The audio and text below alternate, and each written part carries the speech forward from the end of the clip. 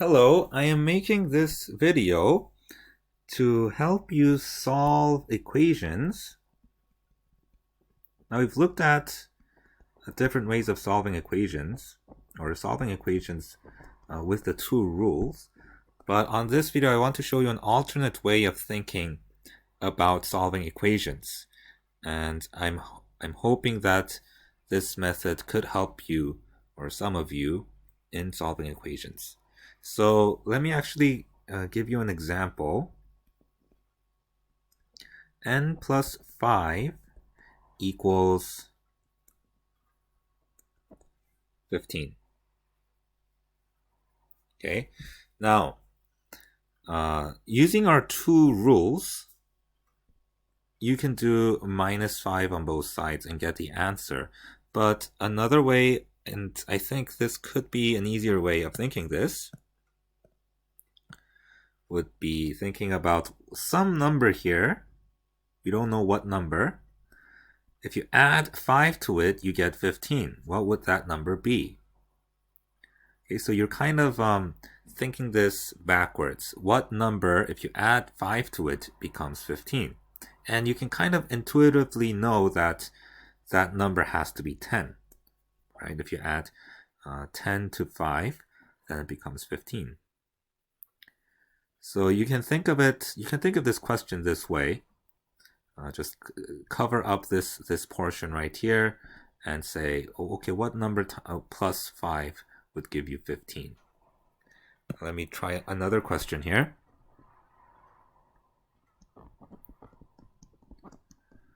Equals 5. So in this case, there are two things going on the left side, and you can use the two rules again, do the opposite of what's being done, and then do it to both sides. But again, you can kind of use the similar method that I've used on the first question. So kind of cover this up for now and think some number, if you add 1 to it, gives you 5. What should this number be?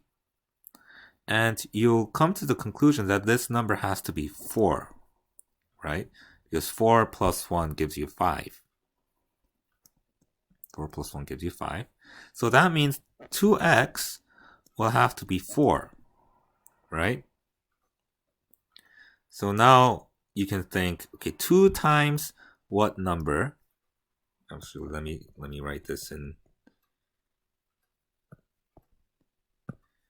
black. We have 2x equals 4.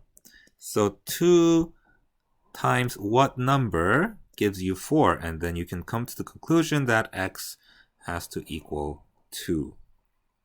Okay, so this is an alternate way of solving equations. You can't really use this method with more complicated equations, or it becomes harder to use this method with more complicated equations. But I think with the questions that we come across in this lesson, or in this year of mathematics, I think this method would work fine.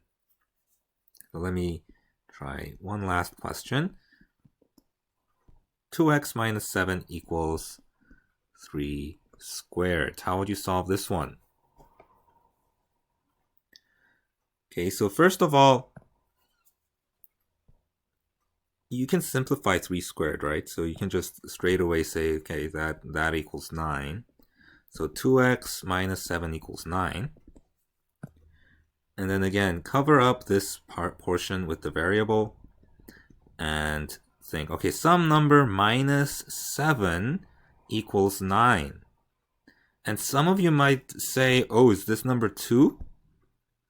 But 2 minus 7 doesn't equal 9, right? 2 is smaller than 7, so it can't become larger. So this number has to be something bigger, and more specifically, it's going to equal 16, right? It has to be 7 more bigger than 9. So then we have this portion in here. So 2x equals 16. And again, you can cover up the variable and say, okay, 2 times what number gives you 16? So the green part has to be 8. Then you get that x equals 8. And again, even with this method, you you should check your answers by plugging the 8 back in here.